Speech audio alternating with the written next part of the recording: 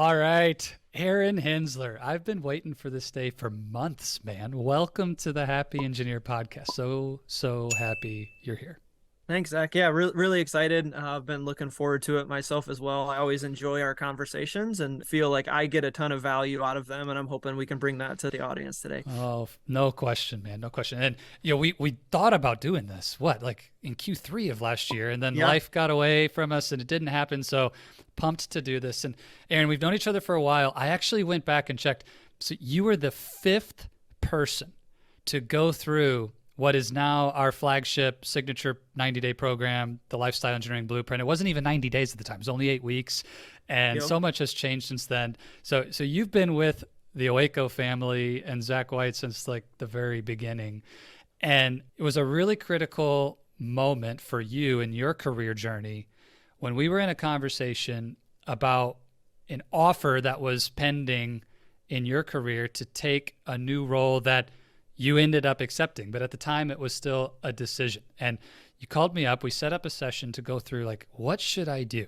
Do I take this amazing director promotion at Rivian, or do I stay put and look for something different? And there was a lot going on in your head and heart at that time. And what I thought would be interesting is if you could just take me back to what was happening in your thoughts when we connected for that conversation.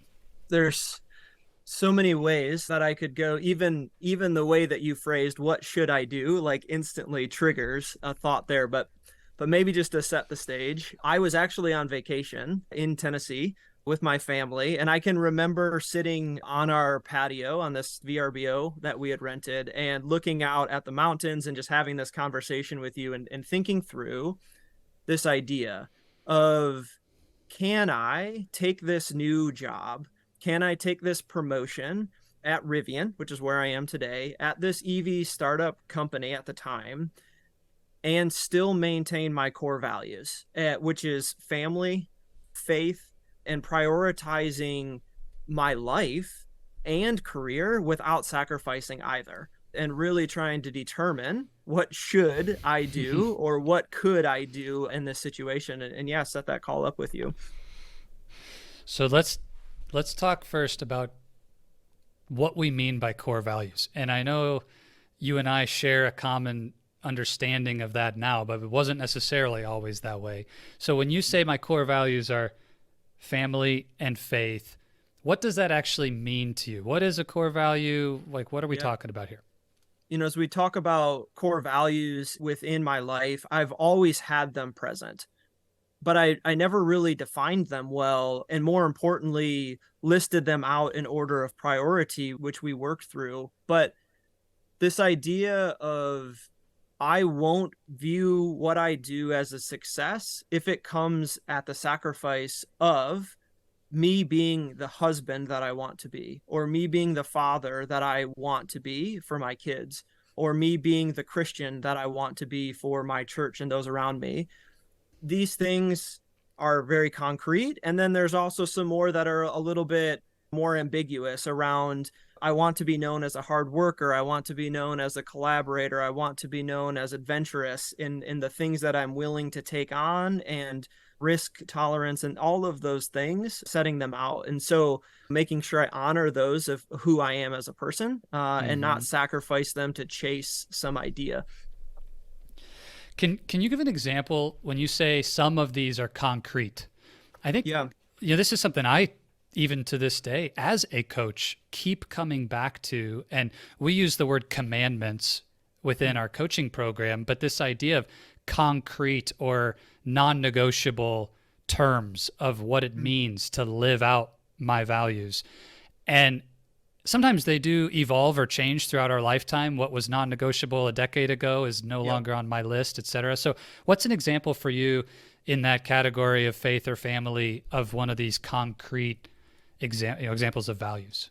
I think when I initially said that terminology, there's a clear feedback of pass or fail. Like with my kids, if they know me as the dad that's always on the phone or always missing dinner or never at the sporting events, like that's going to be tangible in the way that we interact. Yeah. But in addition to where you're pointing, this idea of things that just clearly rise to the top without thinking about them. Like if you ask someone their core values, they might have one or two that instantly trigger. And I think on those things, we're more sensitive to the things that are going to come and potentially feel like an attack on those, and make us maybe more limited in challenging ourselves around those things and shy away from opportunities in our lives. Yeah.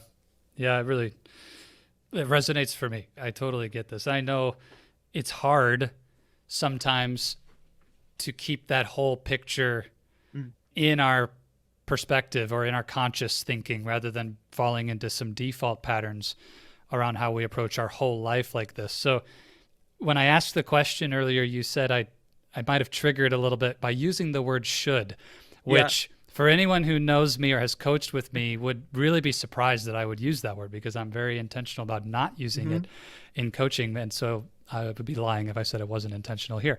But tell me about what triggered you when I said, what should you do? What was happening inside you right then? That was the terminology I came to you with on that call, is what should I do? And maybe even to take one step back from that is, throughout my entire career of promotions, which I've had a lot of them in the past few years, I've always looked at the next step and said, wow, that looks like too much. I'm happy where I'm at. Maybe I wish I could do more, but I see the way that person's executing that job, or the demands put on a director and I'm a senior manager, that's too much travel, or that's too many phone calls and things. That drives the challenge there.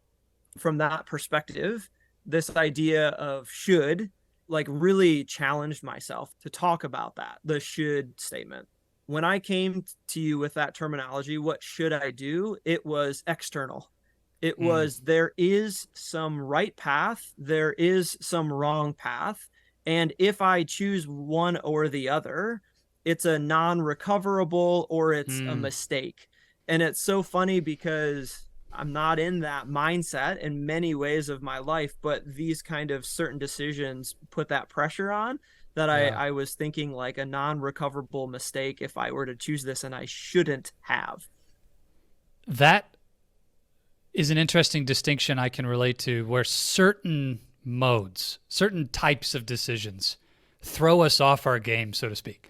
And it's interesting how you say that, where, like as an engineering leader, I'm really good at keeping all possibilities open. I don't close the door on certain assumptions, or I'm very intentional. But then we get into these personal life decisions. Maybe it's with something we need to take care of in our marriage or with a partner. Maybe it's this idea of what career path, or do I change companies, or should we move from one state to another state? And suddenly we fall into this fixed mindset kind of perspective of one's right, one's wrong, and there's big damage if I go the wrong way because of the pressure or maybe some conditioning from our past.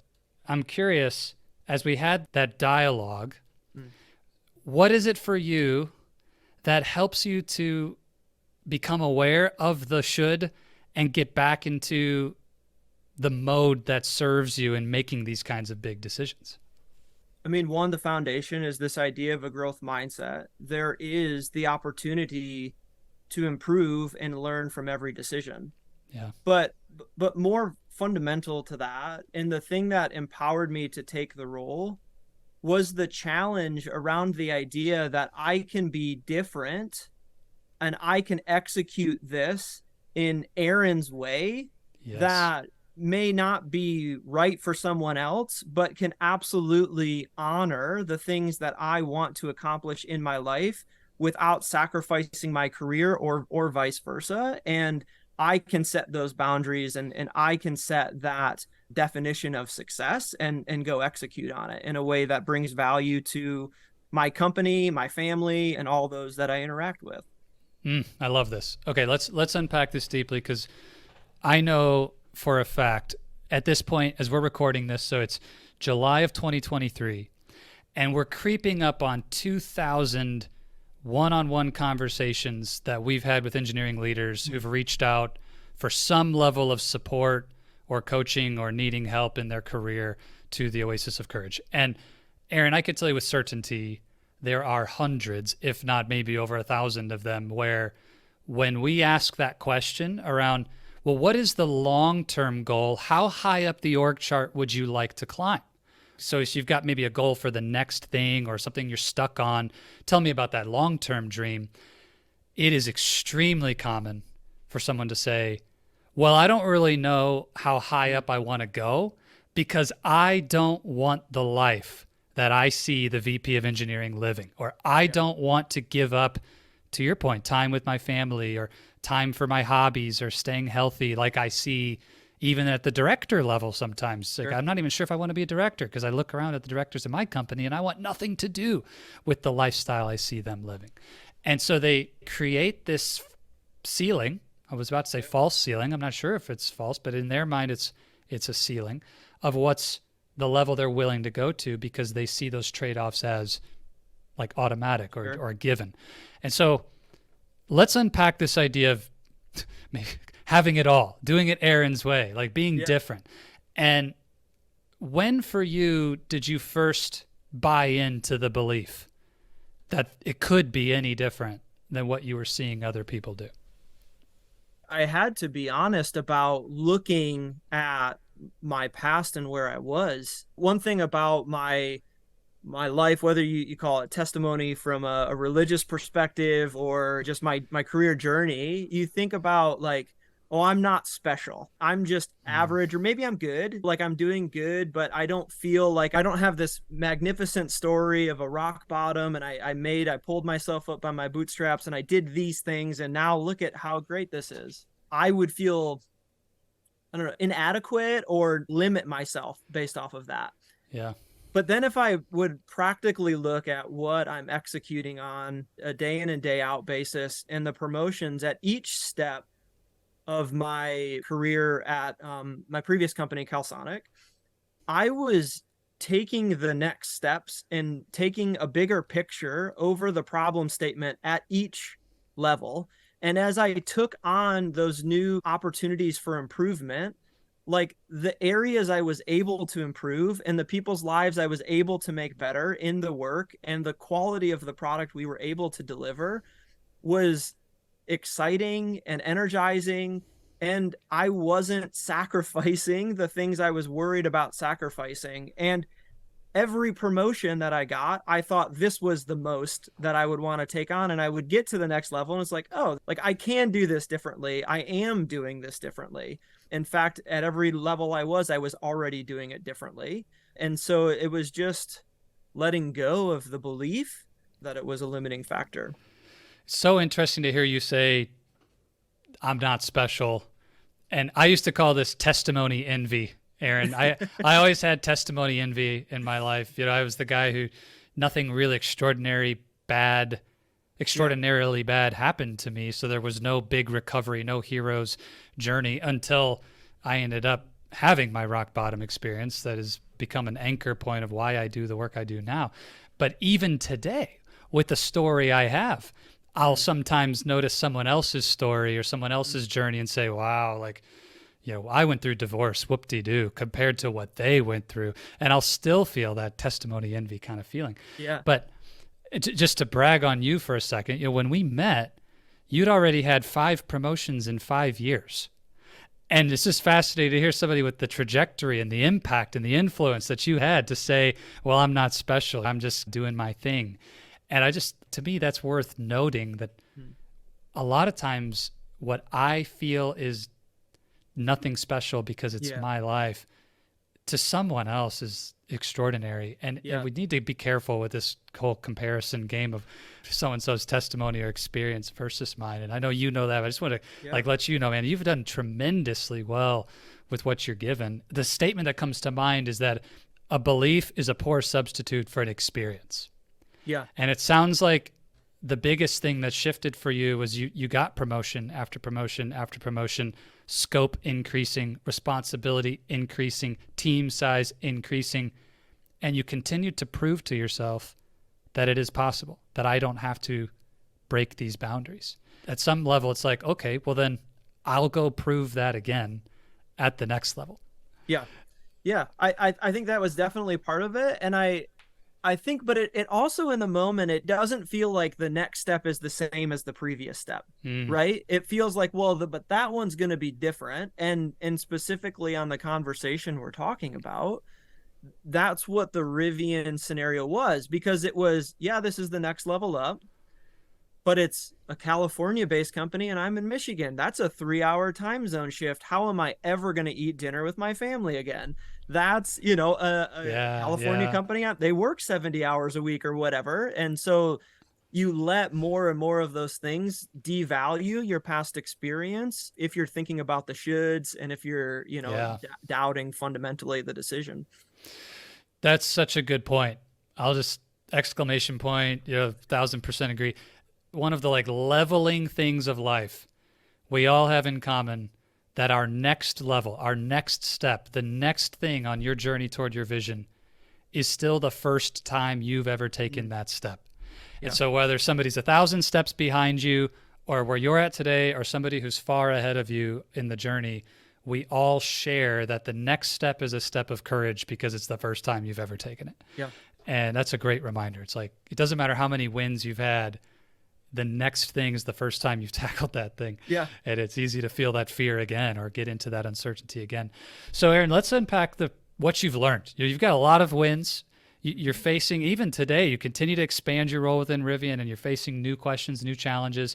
So how does someone get into the right mindset and then actually execute on this? Like, we could talk all day about, hey, you can take a promotion and not Sure. compromise your work-life balance. So, if you want to use that phrase, I prefer this whole life principle. But regardless, like, Aaron's saying it's possible. Okay, fine. I'm willing to believe that. How do you do it? Like, what really needs to happen? So where would you take somebody in terms of what it requires and how to begin Yeah. living out success without sacrifice? There's opportunities to talk about so many different things here. And in many cases, it's going to be different depending on the situation that you're in. A couple of things that come to mind for me, this kind of resonates, I think, with the Happy Engineer podcast, but asking the right questions, and I'll add a comment, in the right order. So asking the right questions in the right order. This is a key thing for me that I think has differentiated my ability to problem solve the right things at the right time and get me the visibility within the organization as a result, not as the goal, but as a result. And so often what I see engineers doing is this solutionizing before you have the problem statement solved. Mm-hmm. And whether that is, designing the widget and making the DFEMA and all of those things around the product design, or that's looking at the process and why we're doing this release and why not do it in this order, or why not collaborate with this team first or later in the process. That whole mentality, as Rivian's terminology, one of our core values is zoom out. And I really love that phrase and idea to drive home that point, to ask the right question in the right order so you know where to add value for your team and for the company. Is there an example of wrong order that you've personally lived out that helped you just get to a level of wisdom and understanding what this is? Because I mean, the concept makes sense, but I think in practice, the natural thing that comes to mind for me is like, okay, well then what's the right order? How do I get that figured out? So maybe is there a point you could look back to and say, well, here's where I went in the wrong order and how I learned from that? The example that comes to mind for me is at my first company, which was first company I worked at, was a prototype sheet metal company. So most of our projects were 12 to 16 weeks long versus 2 to 3 years of doing a production vehicle in the automotive industry that I work. We had this special program where we had gotten 2 samples of parts and we needed to make one good part out of it. And at the time, I was a manufacturing engineer within the organization. There was maybe 150 people totally, so relatively small company. But I had worked into a position where I was, in a practical sense, dictating and directing a lot of the manufacturing steps on the floor. And my boss was out that day. And so a decision had to be made on how we were going to try to process the first sample. Okay. And so I, being in the mentality that I am and the confidence that I am to present myself, gave direction to the team. of which way we're going to go, and it didn't work. Okay. Okay. Heads up on the story is it didn't Spoiler work. alert, it Spoiler didn't alert. work. Oh man. And so we were down to one part, and the question was, did we learn enough from the failure that I had given direction on? And as we came back, my boss comes back the next day and we're talking through this, and come to find out he had a totally different strategy of a particular lesson he wanted to learn out of the first trial. And while my decision wasn't a bad one, I was just thinking about one portion of the modification of the part and not the whole system, not the whole experience. And so in that case, I jumped in with my confidence that I think has served me well in my career. But because I wasn't thinking about the whole system and solution Mm, and the lesson to be learned out of this trial, but just trying to make it right, we didn't learn as much out of the first trial as we could have by zooming out on that mindset. yeah. Yeah. Super interesting. So instead of what's the solution to get the part made, what do we need to learn Yeah. on the first part to guarantee or give us the highest probability of success on the second? Completely different way to Yeah. approach that. Yeah. Yeah. Really good example. So right questions in the right order. Aaron, is there any way other than experience Sure. to improve on that point as an engineering leader? Yeah, I mean, I think the first thing that comes to mind, and as engineers, most of us will know the 5 why strategy that we apply to problem solving or a failure, actually, right? The most Mm-hmm. common times we use a 5 why is what went wrong.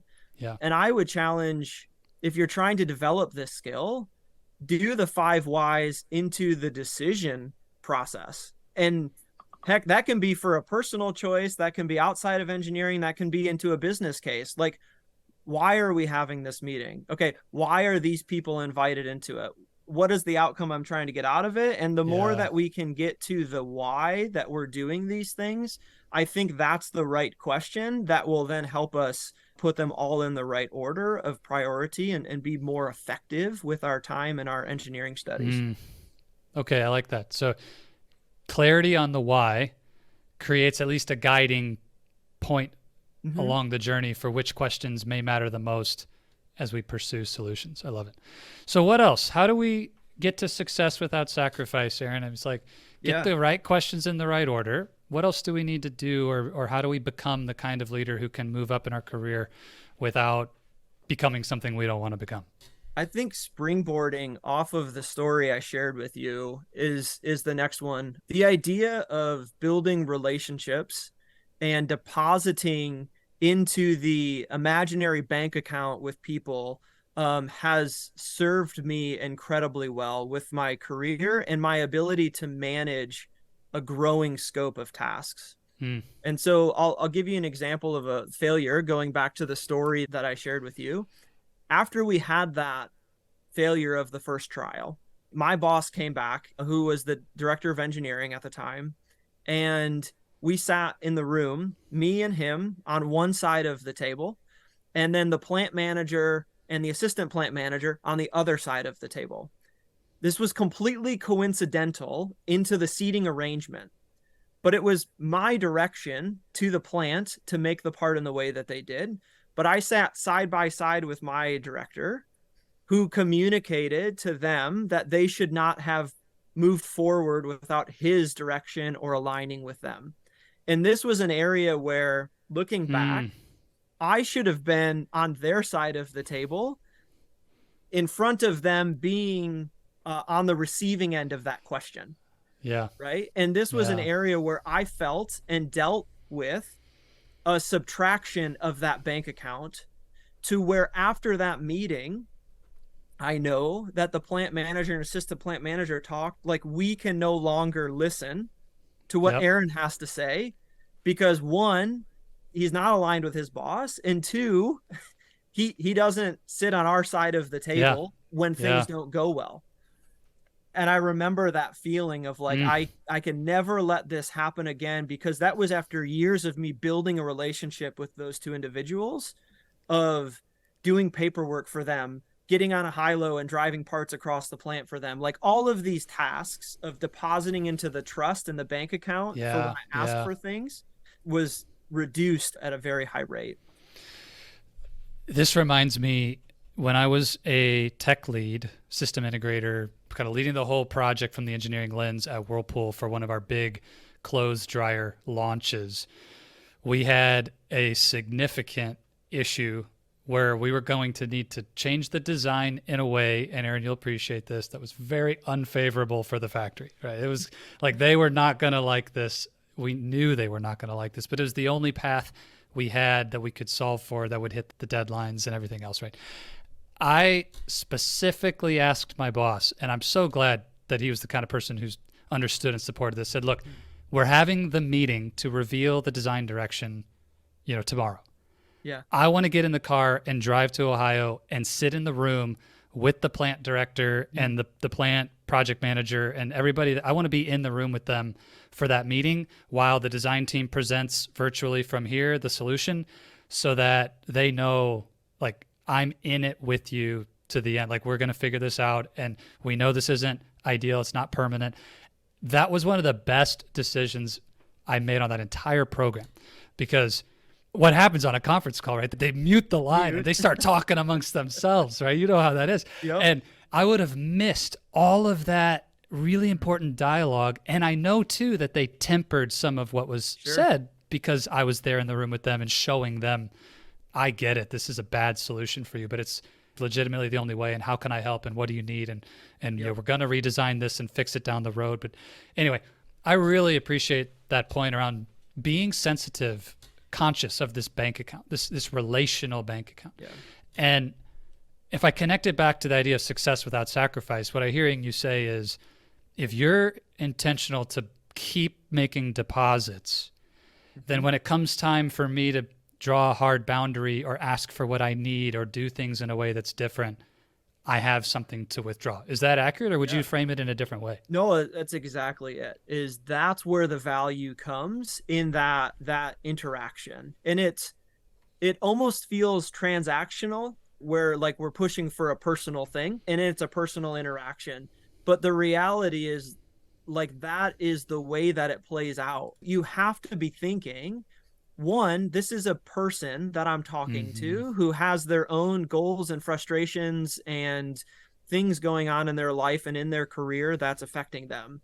And so if every time I interact with that purchasing person or that salesperson, and it's me asking, what can I get there? Why isn't this done? Or when are you going to get this to me, et cetera, then those moments where you really need the help, that ask is way different than, hey, I've noticed, like, we have this loop where that's really inefficient, or I notice you're really frustrated over this system. I had some ideas. Can I help? And so when you provide solutions to people and then you come to make that request, hey, I've got this challenge, can you help me out? The effectiveness, the efficiency, the willingness to help and cover you as you grow is very much there. I'm tempted to play devil's advocate around a couple things here for a second. And there's a couple places where, if I even just think about my own career, Aaron, where I would push back and say, like, this is all great, and we could list out 10 more tips about how to be successful without sacrifice. But what about, and these are the couple that come to mind first. One of them is when my boss simply says, this is it, like, take it or leave, like, you need to be here 80 hours a week, or like you're going on that trip even though you're already committed to your daughter's dance recital that night, or And how do you handle those kinds of moments, or at least the perception of, I don't have a choice in the culture of my company, and Zach, you don't know my boss, and those kinds of comments that might come up. What would be your coaching or your insight for somebody if that's the mindset that they feel is true where they're at today? Yeah, I totally empathize with that situation. And I think it would be a disservice to say that this is all, in all cases, an exaggeration of the reality. So I want to empathize with that position that somebody might be in. I have found in my experience that setting these boundaries and delivering at a high level enables respect of those boundaries and minimizes those types of requests. Mm. At the end of the day, we're all accountable to the product we're responsible for, the launch issues, the manufacturing, like, and that's part of the job. That's the reality. We have to make money. That's where we're at. But I think if we can set those boundaries and then deliver or over deliver, Yeah. even it allows the respect of those to be there. One of the things I tell every engineering leader who I coach, Aaron, is be really intentional when you start a new role or start at a new Yeah. company to imagine how you want to show up to work and what those boundaries and the culture and experience around you, what that you want that to be like a year from now. Yeah. And start acting that way now, because it's so easy to want to impress people or get off to a quick start or ramp up and put in those 70 and 80-hour weeks at the beginning. But then, oops, like you just told everybody in the team that that's how you operate. That's who you are. It's what you're willing to do. And it's harder to change that than it is to just start from the beginning saying, this is the way that, I need to operate. And actually had a client one time within 2 weeks of her starting a new role, being really intentional about this, realized they pulled the wool over my eyes in this interview process. There is not flexibility here to live the way I want to live. This isn't going to work. Had a hard conversation with her leader, and she made the decision to quit a week later because she just said this will not work for either one of us. So I'm curious, in your experience, those first 90 days, at Rivian, when you started that role, how did you establish yourself and your values and boundaries? Any tips on that?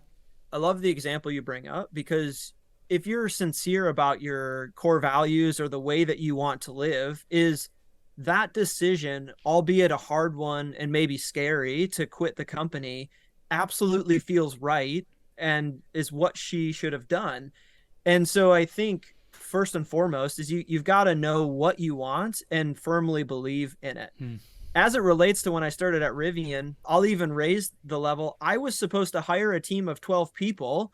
There was 2 of us when I started. We had work for 10. So I was starting at a new company, a California time hour, the 3-hour shift. So like dinners could have easily been sacrificed daily. And I don't have my team, but we've got the work that needs to be done. That whole mindset was really helpful. I blocked off my calendar, and it's still blocked off every day from 5:30 to 7, which is 2:30 to 4 California time. And I have meetings occasionally. I do during that time slot, but I don't accept standing meetings during that time slot. And I make at least 4, if not 5 dinners a week with my family and protect that time. And I did so when we only had 2 people on our team and I had to go hire 10 more. I think if you're sincere about it, you absolutely can execute towards it. Yeah, it's awesome. So yeah, it was good. And awesome. Maybe final comment there, I had glowing reviews throughout that time of the contribution that I was contributing. And I did so by putting maybe an hour of work in the evening after my kids were asleep, because my core value was my kids, right? And so there's ways to manage that time. I love that. It's great to just hear the story and again, to create a sense of possibility that it can be done. So the last thing before we run out of time, I really want to hear your perspective on is something that I've personally struggled with, and I know lots of engineers struggle with, is the tension between 2 different, I'll call them values, but maybe just mindsets. I'm not sure what the appropriate word would be. One of them being the common theme that you'll hear around what I call radical responsibility, or Jocko would call extreme ownership. Yes. Yep. This idea that, hey, if I'm the director of engineering, everything in my purview is my responsibility. And if it doesn't get done because someone on my team failed, I still own that because it's in my space and I'm the one who's going to take action on that. And it doesn't matter how it got here or whose fault it is, I'm going to own this. That's my job. Yeah.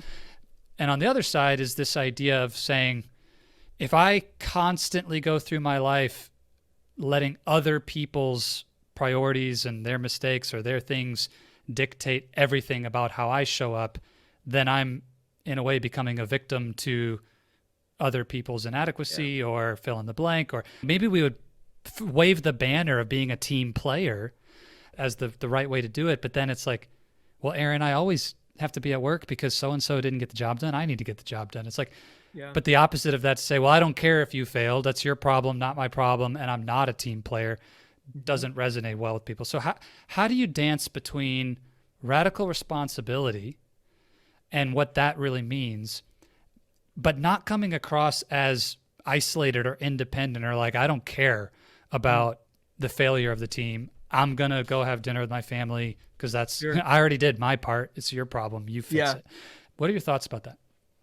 Yeah, I mean, I think we touched on the emotional bank account. I think contributes to that significantly.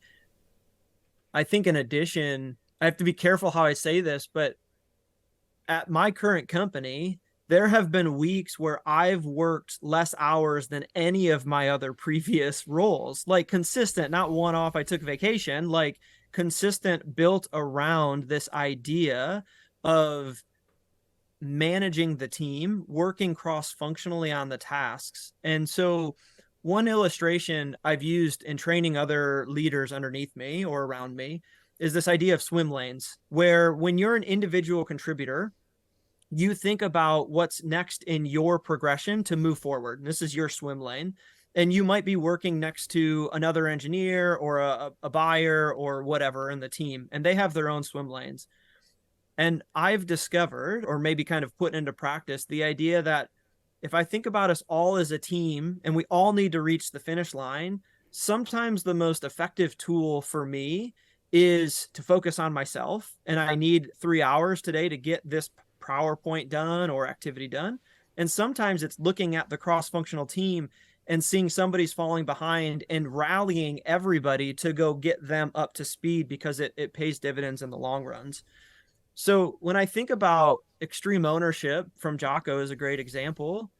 One, that has to be true throughout the entire organization. If you're the only person doing that, yeah, you're in trouble. But you can inspire that cross functionally within the team. And if you're the leader of the team already, bringing the whole team and pushing that extreme ownership down, being the leader in Jocko's book, he talks about the mission planner, mission leader wanted the feedback from the team on what should be done and how to Yeah. progress and get that feedback. So I think you can absolutely live within that tension and succeed there if you're thinking from a holistic perspective of the problem statement.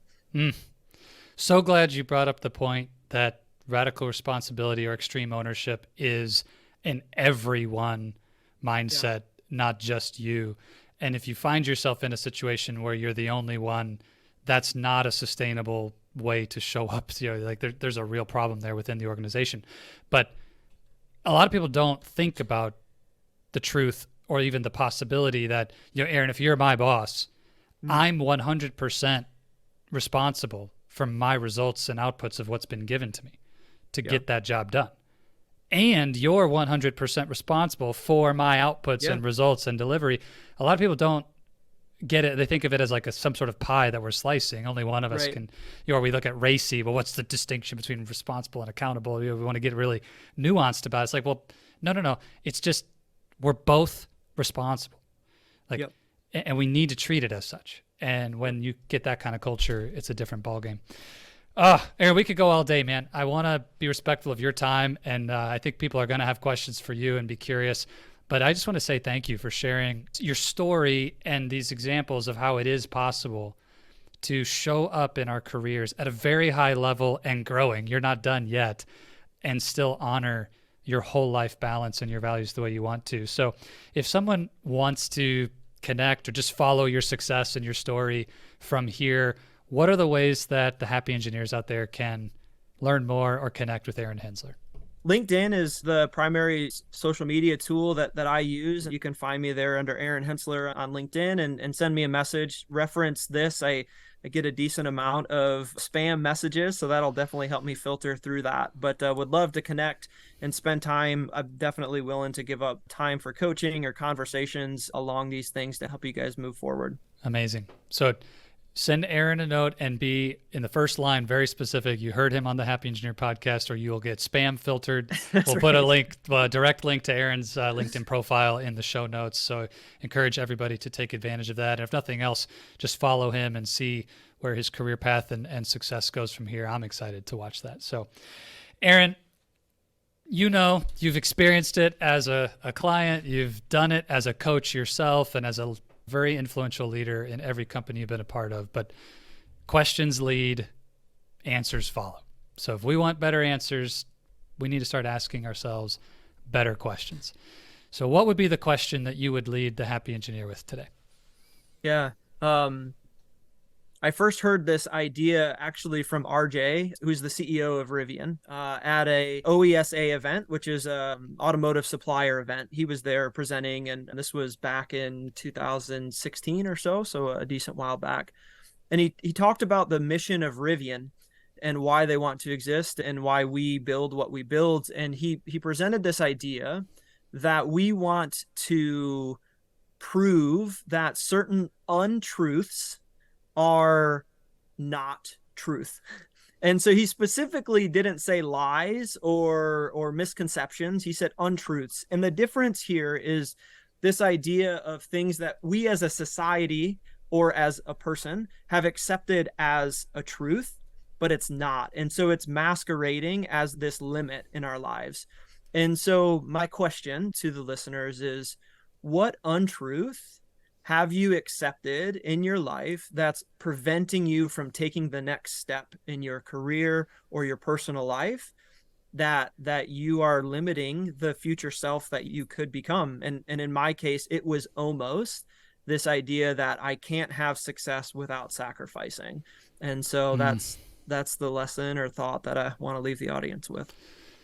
What untruth have you accepted that's holding you back? So powerful. Aaron, thank you for your generosity. Congratulations on your success. And I wish you continued tremendous success at home, in your values, and at work with the products and people that you impact every day. Thanks for being here, man. This was awesome. Yeah. Thanks, Zach. Appreciate it.